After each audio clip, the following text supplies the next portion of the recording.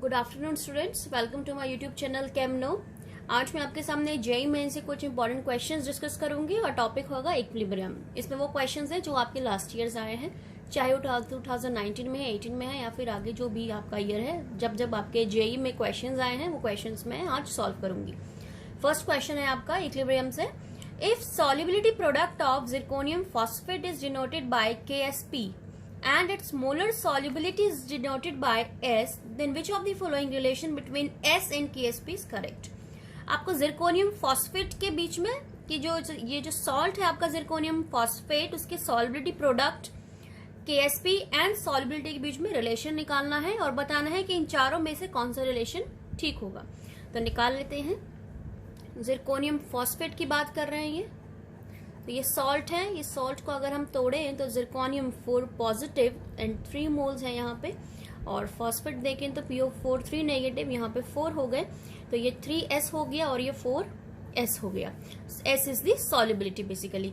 Fine, so KSP रहेगा, उसका formula जाएगा आपका zirconium 4 positive cube phosphate raise to the power 4। जो आपके यहाँ पे नंबर ऑफ स्टोशियोमेट्री लिखी है वो रेस टू द पावर जाएगा आपका। अब अगर हम देखें तो जिरकोनियम 4 पॉजिटिव थ्राइस है, ये जिरकोनियम 4 पॉजिटिव 3S है, तो ये 3S क्यूब मल्टीप्लाई ये हो गया 4S की पावर 4। तो अगर आप इसको मल्टीप्लाई करें तो आप 3 multiply 3 multiply 3 multiply 4 multiply 4 multiply 4 multiply 4, 4 बार 4 और 3 बार 3, और S की पावर आ गई आपकी 7।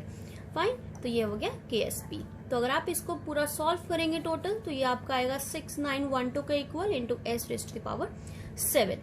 तो KSP आपका हो गया 6912 डिवाइड में S की पावर 7 एंड S हो गया KSP डिवाइड बाय 6912 रेस्ट की पावर 1/7। तो this is the desired relation जो आपका होना चाहिए। अब जरा ऑप्शन चेक कर लेते हैं। ए ऑप्शन है KSP 144, ए रॉन्ग है। B KSP upon 6912 raise to the power 1/7, yes this is the answer. C भी रॉन्ग है, डी भी रॉन्ग है, तो आपका इस क्वेश्चन का करेक्ट आंसर रहेगा B. Now next question, for the following reactions equilibrium constant are given. दो रिएक्शन के इक्विलिब्रियम कांस्टेंट गिवन है, आपको इस रिएक्शन का इक्विलिब्रियम कांस्टेंट बताना है। ये रिएक्शन ऊपर दी हुई दोनों रिएक्शन से बनी है। फाइन, तो डिजायर्ड रिएक्शन हमारी है 2SO2 plus O2 equilibrium with 2SO3। इसका आपको K बताना है क्या होगा, इक्विलिब्रियम कांस्टेंट बताना है बेसिकली। और आपको गिवन रिएक्शन है S plus O2 is in equilibrium with SO2, इसका K1 गिवन है 10 raise to the power 52। Next है आपकी 2S plus 3O2 equilibrium with 2SO3, जहां पे K2 गिवन है आपको 129। तो जरा देख लेते हैं डिजायर्ड में आपको जो लेफ्ट हैंड साइड है SO2 और O2 चाहिए। तो SO2 और O2 कैसे आएगा कि आपको ये वाला रिएक्शन रिवर्स करना पड़ेगा, तभी आपका लेफ्ट हैंड साइड पे SO2 आएगा। ऑक्सीजन तो ऑलरेडी है, तो अगर हम रिवर्स करें तो बनेगा SO2 S plus O2। Fine, तो ये जो K1 गिवन है ये भी क्या हो जाएगा, रिवर्स हो जाएगा। मीन्स K1 की जगह अब नया K1 डैश बनेगा, जिसको हम लिखेंगे 1/K1। It means 1 divide by 10 raise to power 52, ये हो जाएगा आपका।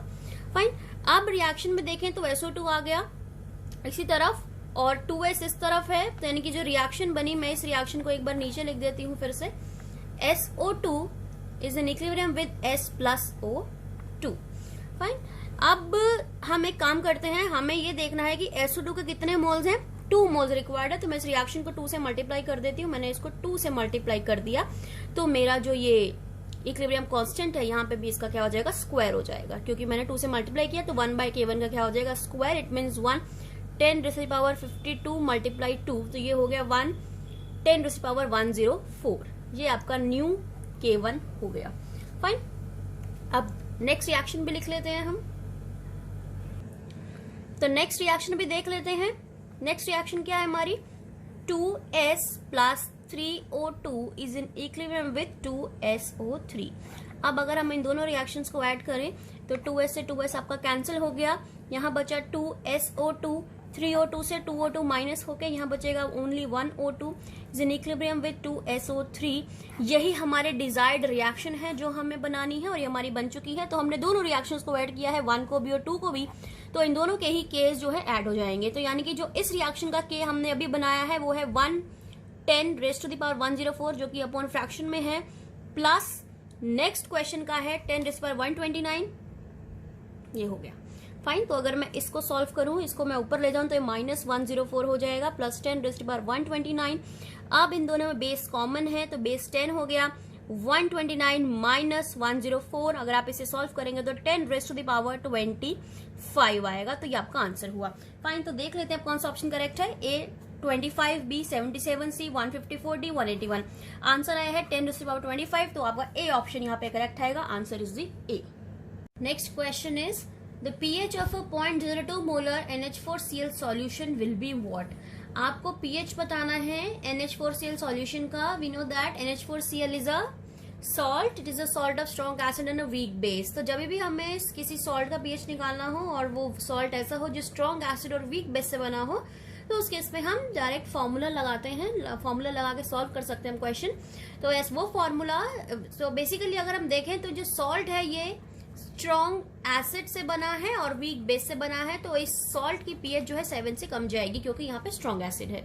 तो ये एसिडिक सॉल्ट हो एक तरीके से। एसिडिक सॉल्ट होने पर इसका जो फॉर्मूला बनेगा पीएच का वो होगा 7 माइनस करके, बिकॉज 7 से कम पीएच जाएगी उसके इसमें। हाफ पीकेबी, ये जो पीकेबी है पीकेबी रहेगा, केबी इसीलिए बिकॉज जो आपका बेस है वो वीक है, वीक बेस में हमारा डिसोसिएशन कांस्टेंट बेस का लगेगा, plus log C is the concentration. So अब देख लेते हैं हम 7 minus half P K B हमें गिवन है, गिवन चीजें देख लेते हैं। हमें के बी गिवन है NH4OH का 10 raise to the power -5।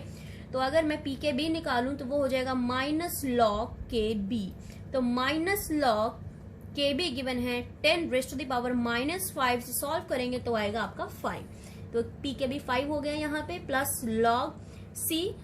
Okay, concentration given है आपको 0.02 मोलर, तो ये log 2 multiplied 10 raise to the power -2 हो गया। तो मैंने 0.02 को 2 into 10 raise to the power -2 लिख दिया। फाइन, तो 7 माइनस हाफ 5 प्लस, अब लॉग ए मल्टीप्लाई बी होता है, लॉग ए प्लस बी, तो ये हो जाएगा log 2 plus log 10 raise to the power -2। Fine, तो अब फिर से इसको यहाँ पे सॉल्व कर देते हैं हम।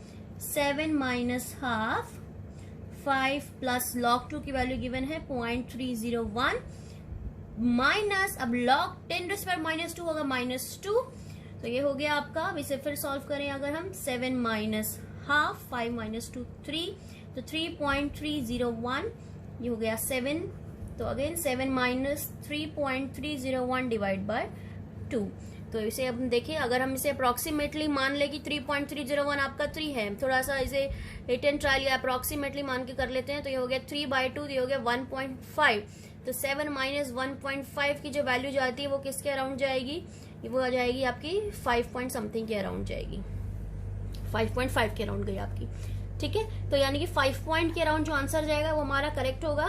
तो हम ऑप्शन ए देख लेते हैं, 4.65, बी 2.65, सी 5.35 और डी 4.35। तो 5 पॉइंट समथिंग के अराउंड आंसर जाएगा, तो आपका आंसर करेक्ट होगा C. So correct option is C. तो यहाँ पे आपका ऑप्शन जाएगा। Next question is, what is the molar solubility of aluminium hydroxide in 0.2 molar NaOH solution given KSP of aluminium hydroxide is this। आपको aluminium hydroxide की molar solubility निकालनी है इन 0.2 molar NaOH solution. तो यानी कि अगर आपका एल्यूमिनियम हाइड्रोक्साइड NaOH सॉल्यूशन के अंदर है, तो वहां पे जो हाइड्रोक्साइड आयंस हैं वो एल्यूमिनियम हाइड्रोक्साइड की वजह से भी है और NaOH की वजह से भी है। लेकिन हमें मोलर सॉलिबिलिटी किसके निकालनी है, एल्यूमिनियम हाइड्रोक्साइड की, बिकॉज जो आपका एल्यूमिनियम हाइड्रोक्साइड है that is a weak base and NaOH is a strong base.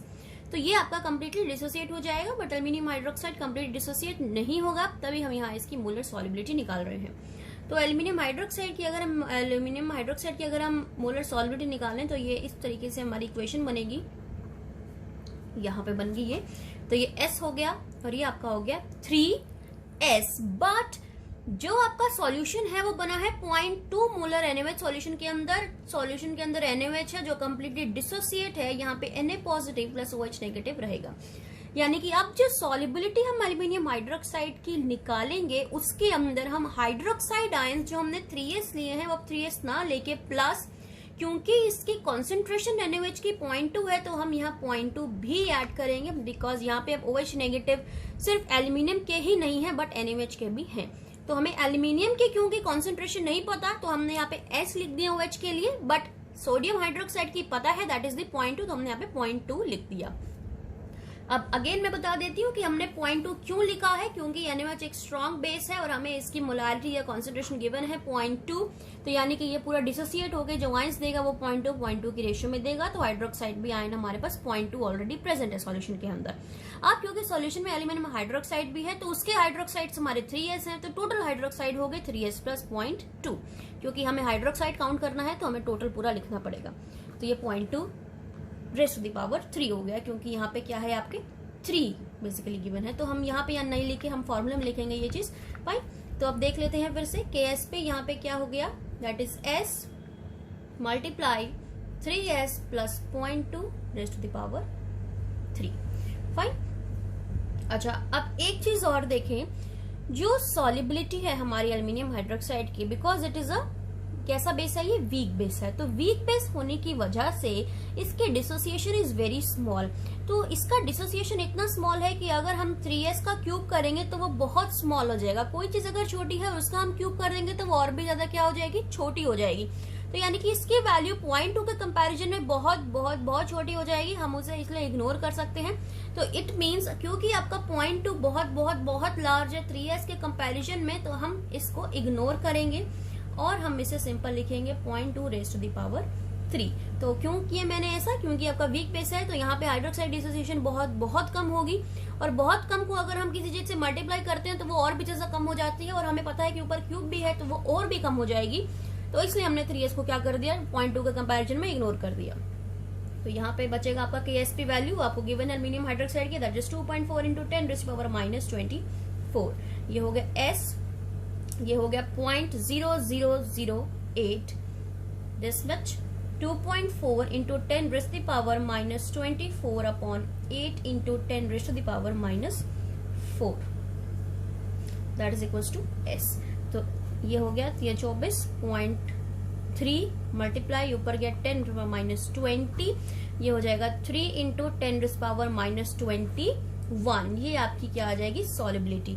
तो अब हम देख लेते हैं हमारा किससे मैच कर रहा है, ये यहाँ पे -21 आया है, बट ऑप्शन में हम -19 और 22 गिवन है। एक बार फिर से कैलकुलेशन चेक कर लेते हैं कहीं मिस्टेक ना हो। 0.2, 0.2, 0.8, हाँ तो ये 0.008 रहेगा आपका, ये होगा 0.008, तो ये 3 जाएगी और यहाँ पे ये 21 होगा और ये हो जाएगा 22। तो 3 × 10 रेज़ टू द पावर -22 हमारा आंसर आया है। तो ऑप्शन हम देख लेते हैं, A है 3 × 10 पावर -19, रॉन्ग है।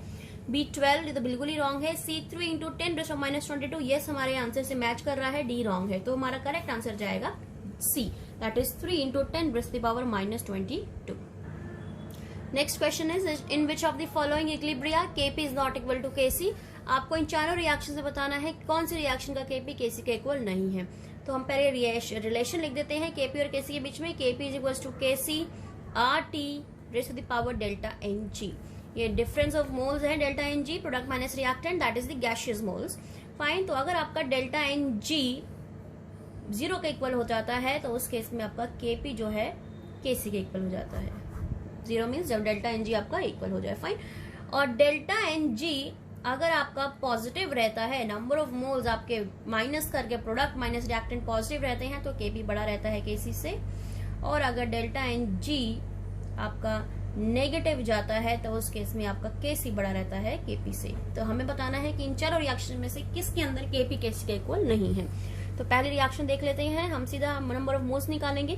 गैसियस मोल्स हमें देखने हैं, यहाँ पे देखिए प्रोडक्ट है 2, फर्स्ट रिएक्शन के लिए 2 मोल्स हैं और रिएक्टेंट के टोटल 1 है, बिकॉज यहाँ पे कार्बन सॉलिड गिवन है तो हम इसे कंसिडर नहीं करेंगे। तो 2 - 1 यहाँ आ गया 1। तो यहाँ पे डेल्टा Ng आपका एक तरीके से पॉजिटिव हुआ, तो यहाँ पे Kp जो है बड़ा हो जाएगा Kc से, यानी कि here Kp is not equal to Kc। Second reaction देख लेते हैं, अब दोनों ही गैसियस मोल्स हैं तो 2 - 2, अब ये 0 हो गया, तो यहाँ पे आपका Kp जो है Kc के इक्वल है। थर्ड रिएक्शन देखें, गैसेस कंसिडर करने 1 1 हेयर अगेन 2 माइनस 1 1 2 अगेन 0, तो यहाँ भी केपी आपका किसके इक्वल हो गए, केसी के। फोर्थ में देखें तो प्रोडक्ट के 1 1 अगेन 2 मोल्स हो गए, माइनस यहाँ पे 2 minus 2 is equal to 0, again KP equal हो गए केसी के। तो वो रिएक्शन जहाँ केपी केसी इक्वल नहीं है वो है फर्स्ट, जहाँ पे आपका केपी बड़ा आ रहा है केसी से, तो यहाँ पे जो करेक्ट आंसर जाएगा वो जाएगा ए। सो हे इज द राइट आंसर।